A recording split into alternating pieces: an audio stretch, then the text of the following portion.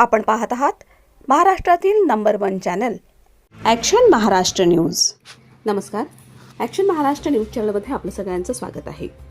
अखेर 2 वर्षांनी 70 वर्षीय शांताबाईंना मिळालं स्वतःच्या घराचा ताबा। ज्येष्ठ नागरिकांचा निर्वाह आणि कल्याण अधिनियम अंतर्गत मिळाला न्याय। लक्ष्मीनगर येथील 70 वर्षांच्या शांताबाई भोसले यांचा त्यांचे 2 विवाहित मुले सांभाळ करत नव्हते। त्यांच्या सुना त्यांचा मानसिक आणि शारीरिक छळ करत होत्या।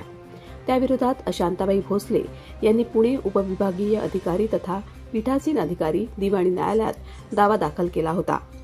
न्यायालयाने सर्व बाजू ऐकून घेऊन 19 मार्च 2024 मध्ये आईवडिलांचा आणि ज्येष्ठ नागरिकांचा निर्वाह अधिनियम 2007 आणि 2010 अंतर्गत आदेश दिले। या आदेशामध्ये शांताबाई भोसले यांची दोन्ही मुले सक्षम असल्यानं त्यांनी घर सोडून इतरत्र राहण्यास जावे। दोन्ही मुलांनी प्रत्येक महिन्याच्या 5 तारखेला निर्वाह वृत्ता म्हणून आईच्या बँकेत 3000 रुपये टाकणे, त्याची माहिती न्यायालयाला कळवणे बंधनकारक असल्याचं आदेशात म्हटलं होतं। गेली 2 वर्ष शांताबाई यांना न्यायालयाचे आदेश असूनही घराचा ताबा मिळत नव्हता। हे प्रकरण ॲडव्होकेट भिवसेन रोकडे आणि ॲडव्होकेट दिलीप कुऱ्हाडे यांच्याकडे आले। ॲडव्होकेट कुऱ्हाडे यांनी परिमंडळ 4 चे पोलीस उपायुक्त चुलमुल्ला रजनीकांत यांना भेटून आदेशाच्या अंमलबजावणीची याबाबत लेखी पत्र दिले। रजनीकांत यांनी लक्ष्मीनगर पोलीस ठाण्याचे वरिष्ठ पोलीस निरीक्षक रवींद्र कदम यांना घर ताब्यात देण्यात संदर्भात लेखी अहवाल मागितला। पोलीस निरीक्षक कदम यांनी शांताबाई भोसले यांना घराचा दावा मिळवून दिला। एवढंच नाही तर शांताबाईंना साडी भेट देऊन दर महिन्याला शांतीनगर पोलीस ठाण्याच्या वतीनं शिधा दिला जाणार असल्याचंही सांगितलं। यावेळी शांताबाईंना अश्रू अनावर झाले। Action Maharashtra news Pune. त्याच्यामध्ये आजी शांताबाई नवनाथ भोसले वय वर्ष 70 गेली 2 वर्ष दरदरचे पट्टे खात आहेत। त्यांच्यावर 498 केस केले आहे। आजीकडे तुम्ही एकदा बघा। त्याच्यानंतर ह्यामध्येच आजींना एक देवदूत भेटला, ॲडव्होकेट कुऱ्हाडे साहेब भेटले। कुऱ्हाडे साहेब माझ्याकडे आले। कुऱ्हाडे साहेब म्हणजे प्रत्येक वेळेला पोलीस बोलतात की सिव्हिल मॅटर आहे, आजीला आपल्याला न्याय द्यायचे। त्याच्यानंतर कुऱ्हाडे साहेबांनी सगळी पेपर वगैरे जमा केले। नंतर आम्ही न्यायाधीशांना जाऊन भेटलो, कलेक्टर साहेबांना जाऊन भेटलो, सगळे पेपर दाखवले, सरकारी वकिलांना बोललो। त्याच्यानंतर खूप लवकर फास्ट ट्रॅक म्हणतात ना, तो आज कळाला फास्ट ट्रॅक कशाला म्हणतात। आजीला 15 दिवसातच रूम मिळवून दिलेली आहे। आज आजी आजीच्या घरात जात आहे। एवढ्यावर आम्ही थांबलेलो नाही। आजीला आम्ही दत्तक घेतलेला। आजीचं वय वर्ष आहे 70। हे वय तिचं काम करायचं नाही, हे वय तिचं आरामाचं आहे, नामस्मरण करण्याचं आहे। प्रत्येक माझा जो स्टाफ आहे 54-55 जे काही अधिकारी असतील ते पगारातून 100-200 देतील, एक 6-7 हजार जमतील ते आम्ही आजीला देणार आहे। आजीला काम करायची पण गरज नाही। आपली पहिली केस होती, आपण नाव झालेले काय सांगा, पहिली केस आहे आपण जिल्हाधिकारी मध्ये ज्येष्ठ नागरिकांचं जे समुपदेशन केंद्र आहे त्यामध्ये 2024 मध्ये आजी ज्या आहेत आपल्या शांता भोसले यांना मेहरबान न्यायाधीशाने आदेश दिले होते की यांना त्यांचं घर मिळवून द्यावं, कारण 2 सुना आणि जे त्यांची मुलं होती ते त्रास देत होते। त्यामुळे त्यांना त्यांचं स्वतःचं घर त्यांना ताब्यात द्या असं आदेश दिलं होतं मेहरबान कोर्टाने। पण त्यामध्ये त्याची अंमलबजावणी होत नव्हती। 2 वर्ष ते अगोदर येरवडा पोलीस स्टेशनमध्ये हे प्रकरण होतं। त्यानंतर मग ते लक्ष्मीनगरमध्ये आलं। लक्ष्मीनगरचे वरिष्ठ पोलीस निरीक्षक जे रवींद्र कदम साहेब आहेत त्यांना ही सर्व हकीकत आणि कागदपत्र दाखवल्यानंतर त्यांनी तात्काळ त्याच्यावर दखल घेतली। डीसीपी माननीय पोलीस उपायुक्त चुलमुला रजनीकांत साहेब यांना सुद्धा पत्रव्यवहार केला। त्यांनी मग रिसर पोलीस बंदोबस्त देऊन ते आज त्यांनी त्यांचं घर खाली केलं आणि 2 वर्षानंतर शांताबाई भोसले यांना खरं त्यांचा अधिकार आणि त्यांचं जे हक्काचं घर आहे हे त्यांना मिळालंय।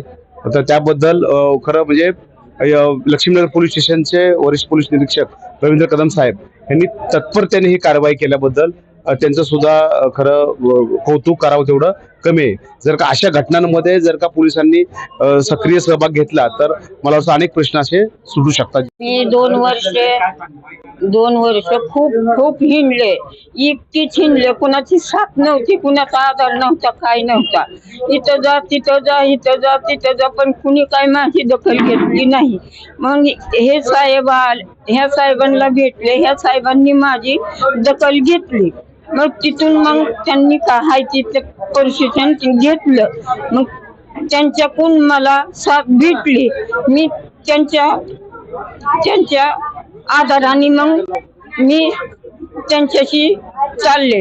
त्यांनी काही घेतला पण मला खूप खूप त्यांचा आधार मिळाला आणि साथ मिळाली आणि त्यांच्यामुळं मला माझं हक्काचं घर काय काय करून कसं करून त्यांनी मी बांधलेलं केलेलं सबरलेलं ते हक्काचं घर झालं. आनंदी आहे मी. त्यांना माझा आशीर्वाद आणि असेच कुणावर येऊ नये, कुणावर ताई मिळू नये आणि कुणीही सुनेने असं सासूला करू नये हा माझी विनंती आहे. आपण कुठं गेलो होतो घरासाठी आपली मागणी होती, मग कोर्टात कोण जायला सांगितलं आपल्याला? मीच गेले. माझा जन्म पण इथंच गेला, आयुष्य इथंच गेलं. मी गेले कोर्टामध्ये आणि कोर्टामध्ये ही भेटले आणि ह्यांना मी बोलले माझा असं हातीगत आहे, मला सुनेबद्दल त्रास आहे. मग गेले. मग म्हणले करू काम आम्ही. मग ह्यांच्या हाती दिल्यावर माझे कागदपत्र ह्यांनी पूर्ण माझा हक्क मिळवून दिला. माझा हक्क संपूर्ण हक्क माझा मिळवून दिला. माझं घर माझ्या ताब्यात आज मिळालं, चावी मिळाली माझ्या हातामध्ये त्यांनी दिली. तर खूप आभारी आहे आणि खूप माझा त्यांना त्यांनी मदत केली आणि त्यांचे नाव काय मला येत नाही साहेबांचे. त्यांनी पण मला खूपच केलं आदर्श. इथून पुढं लक्ष्मीनगर पोलीस स्टेशन तुम्हाला दत्तक मुलांनो आणि मला आभार पोचला आणि आनंदी मनाला झाला. माझा खूप खूप आनंद झाला. माझं पण अजून मला नवीन जीवन मला मिळालं हा माझा उद्देश आहे आणि असं सहकार्य करा. कुणाच्या वाट्याला असं येऊ नाही, माझ्या वाट्याला आलं मी सही लई खूप खूप सुनेचं केलं की कारण का की आज नाही उद्या सुधरेल, आज नाही उद्या शाणी होईल, पण ती झाली नाही. आमचा सतत छळ केला आमचा. ती छळ मी लई सहन केला. बोलणं तर ना मी आयुष्यात कुणाचं ऐकलं नाही, कुणाचं बोलणं मी खाल्लं नाही. पण माझ्या सुनेनी माझ्या बद्दल इतकी घाण बोलली, इतकी मला काय काय बोलली, मी ती सहन केलं. पोटात ठेवलं. आजी आता तुम्हाला आम्ही तुमच्या घराची चावी देत आहे. सत्य बातमीसाठी बघत रहा ॲक्शन महाराष्ट्र न्यूज.